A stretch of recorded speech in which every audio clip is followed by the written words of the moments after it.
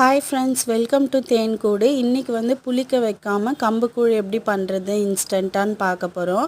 First உலைக்கு வந்து தண்ணி ஊற்றி வச்சுக்கிட்டேன். இது நல்லா கொதிக்கணும். இப்போ வந்து 2 டேபிள் ஸ்பூன் கம்பு மாவு எடுத்து இதை தண்ணி விட்டு நல்லா மிக்ஸ் பண்ணி வச்சுக்கிறேன். கெட்டி இல்லாமல் கலந்துக்கிட்டு இதை வந்து இப்போ உலை நல்லா கொதிக்க ஆரம்பித்ததுக்கப்புறம் ரைஸ் எப்படி போடுவோமோ அந்த மாதிரி வந்து இந்த தண்ணியை ஒரு கையில் ஊற்றிக்கிட்டு ஒரு கையில் வந்து நல்லா கிளறி விடணும். மாவை ஊற்றிட்டு அப்புறமா கிளறினிங்கன்னா கெட்டி ஆக ஆரம்பிச்சிடும், அங்கங்கே கட்டி பிடிச்சிரும். ஸோ அதனால் ஒரு கையில் ஊற்றிக்கிட்டு ஒரு கையில் கிளறி விடுங்க.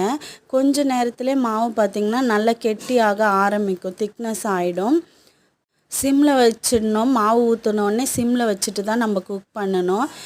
இடையில் கிளறி விட்டால் போதும், கை விடாமல் கிளற வேண்டிய அவசியம் கிடையாது. எப்படி வெந்துருச்சுன்னு கண்டுபிடிக்கிறதுனா கொஞ்சமாக தண்ணியை வந்து கையில் தொட்டுக்கிட்டு மாவை தொட்டிங்கன்னா கையில் ஒட்டாமல் வரும். இன்னும் கொஞ்சம் நேரம் இது வேகணும். அந்த மாதிரி ஒட்டாமல் வந்துச்சுன்னா உங்களுக்கு வெந்துருச்சுன்னு அர்த்தம். இப்போ பார்த்திங்கன்னா வெந்துருச்சு. இதை வந்து அப்படியே ஆற வச்சு கொஞ்சமாக வந்து உப்பு போட்டு குடிக்கலாம், இல்லாட்டி நாட்டு சர்க்கரை வெல்லம் போட்டு கூட குடிக்கலாம். இல்லைன்னா கொஞ்சம் மோர் ஊற்றுனீங்கன்னா சூப்பராக இருக்கும், கூழ் மாதிரி. தயிர் கலந்து மாங்காய் கலந்து